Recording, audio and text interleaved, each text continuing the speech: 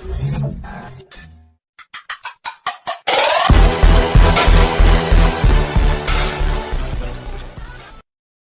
Two বং verdict. আমি জ্যোতির্ময়। আজকে চলে এসেছি আবারও এক নতুন ভিডিও নিয়ে। আজকে কথা বলবো বুমেরাংয়ের নতুন সং নিয়ে।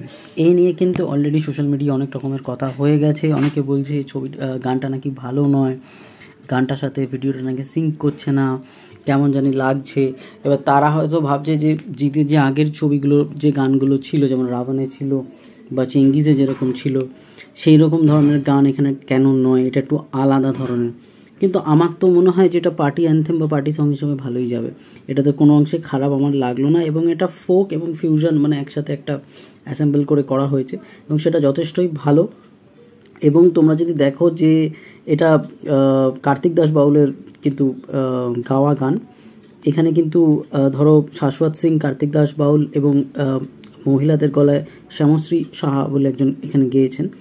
এবং এর লিরিক্স কিন্তু নীলায়ন চ্যাটার্জিরই লেখা। তো নীলায়ন চ্যাটার্জি কিন্তু এক্সপেরিমেন্ট করেন এবং অনেক ধরনের এক্সপেরিমেন্ট করার চেষ্টা করেন, এবং সিনেমাটা কিন্তু এক্সপেরিমেন্টের উপর নির্ভরশীল। কারণ জিৎ হয়তো এরকম ধরনের জনরের সিনেমা আগে করেনি, তো সেটা একটা ভালো দিক। তো সবাই কেউ যদি এটা সেভাবে সাপোর্ট না করে তাহলে হয়তো এরকম এক্সপেরিমেন্ট পরের দিকে হবে না। তাই আমার কিন্তু এই কম্পোজিশনটা যথেষ্টই ভালো লেগেছে। এবার প্রথমবার শোনায় তোমাদের হয়তো এটা যথেষ্টই আনকমন লাগবে, তাই নিয়ে হয়তো প্রথমটা ভালো লাগবে না। কিন্তু তুমি যদি 1, 2, 3, 4 শোনো তখন কিন্তু এটা একটা বসে যাবে, মানে গানটা এটা শুনবে আর কি। কেন কি এটা এর আগে আমরা তো এরকম বাংলা ছবি এরকম ধরনের গানটা শুনিনি। আর যে ডান্স ভিডিওটা সেটাও কিন্তু একটু অন্য রকমের।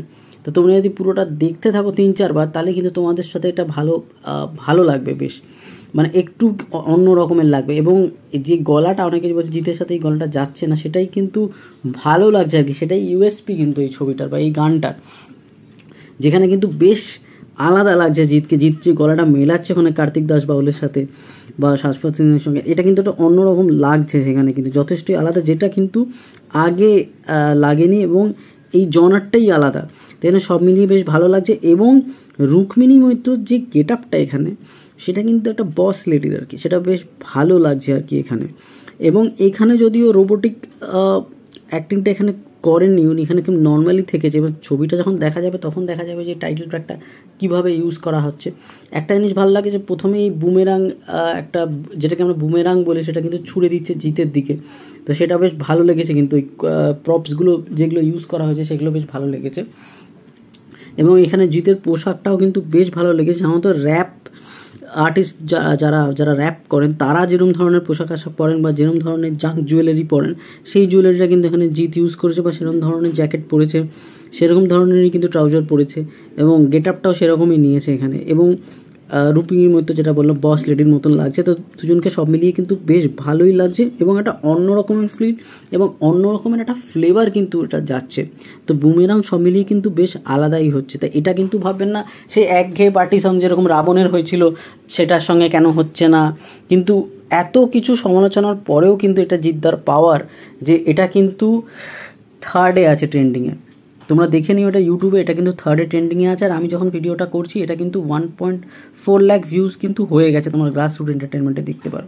তো সেটা কিন্তু একটা বিরাট ব্যাপার, যথেষ্টই ভালো। এবং আমার মনে হয় যে ধীরে ধীরে এই গানটার পপুলারিটি হয়তো আরও বেড়ে যাবে ছবিটা রিলিজ হওয়া পর্যন্ত।